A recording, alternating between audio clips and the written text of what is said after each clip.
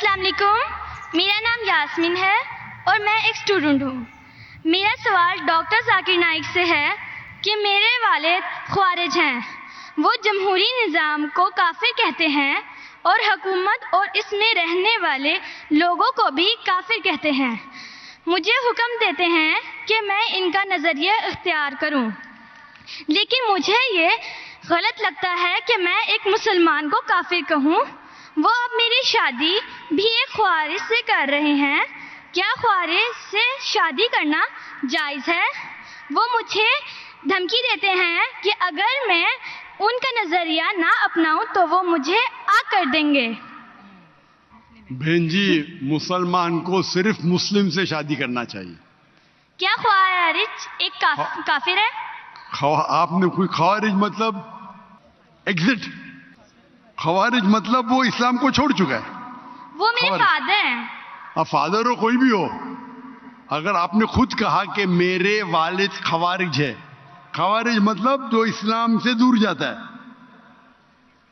تو جو اسلام سے دور جاتا ہے اور اسلام کے خلاف جاتا ہے اسے کہتے خوارج۔ مطلب جو تو ان سب میں میرے لیے کیا حکم ہے؟ آپ کے لوگوں میں کیا مسلمان سے شادی کرو۔ قرآن کی آیت ہے سورہ بقرہ کی، سورہ نمبر 2 آیت نمبر 221 کہ اپنے عورتوں کو مشرک سے شادی نہ کرے یا غیر مسلم سے شادی نہ کرے تب تک وہ مسلم نہ بنے، مومن نہ بنے۔ ایک شخص جو سلیو ہو، کتنا بھی غریب ہو، وہ بہتر ہے اس شخص سے، اس مشرک سے، اس غیر مسلم سے، چاہے وہ کتنا بھی آپ کو متاثر کرے۔ اور پھر آیت کنٹینیو ہوتی ہے کہ آپ کوئی مشرکہ سے شادی نہ کرے جب تک وہ مومنہ نہ بنے۔ تو اسلام میں صاف کہا گیا ہے کہ آپ ایک مسلم سے شادی کرنا چاہیے۔ تو قرآن میں یہ بھی تو لکھا ہے کہ جو ایک انسان کا ولی ہوتا ہے، اور اگر وہ یہ بات نہ مانے کہ میں ایک مسلمان سے شادی کروں تو اس معاملے میں کیا کروں؟ بہن جی، یہ قرآن میں نہیں لکھا ہے، حدیث میں لکھا ہے۔ حدیث میں لکھا ہے کہ شادی کرنے کے لیے خاتون کو، عورت کو ولی کی ضرورت ہے، اور ولی والد ہے۔ لیکن اس میں اختلاف ہے، حنفی مذہب میں یہ ضروری نہیں، فرض نہیں ہے۔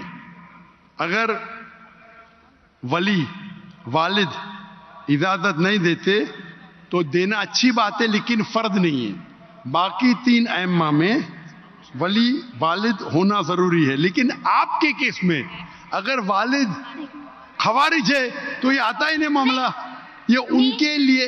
بہن جی، آپ بیچ میں دخل اندازی دیتے رہیں گے تو کیسا میں جواب دوں؟ آپ کا سوال ختم ہو چکا ہے، ابھی جواب کو سنیے۔ آپ اگر دخل اندازی، آپ کو اپنا سوال پورا ایک ساتھ میں بولنا چاہیے۔ آپ بیچ میں دخل اندازی کرتے رہیں گے تو ختم ہی نہیں ہوگا نا۔ آپ کا سوال ختم ہو گیا، ابھی جواب سنو اور دوسرے کو موقع دو سوال کرنے کا۔ آپ نے سوال کیا کہ آپ کے والد خوارج ہے۔ جو مسلم کے والدہ یا والد خوارج ہے یا غیر مسلم ہے، اس کے لیے لاگو ہوتا ہی نہیں۔ اگر آپ کے والد غیر مسلم ہیں یا خوارج ہے تو آپ پہ یہ حدیث لاگو ہی نہیں ہوتی ہے۔ پھر آپ کو آپ کا ولی دوسرا کوئی مسلمان بن سکتا ہے، چاہے آپ کا چاچا ہو، چاہے دوسرا کوئی قریب ہو، لیکن یہ جو فرد ہے اس کے اندر فقہ میں اختلاف ہے۔ حنفی مذہب کے حساب سے اچھی بات ہے کہ ولی سے کرو، لیکن فرض نہیں ہے۔ اگر والد اس شادی کے ساتھ رضا نہیں ہے پھر بھی شادی ہو جاتی ہے۔ باقی 3 ائمہ کے نزدیک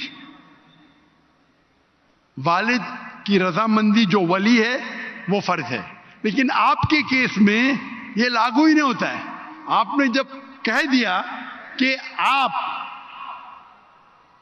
کے والد خوارج ہے تو اس میں لاگو ہی نہیں ہوتا یہ۔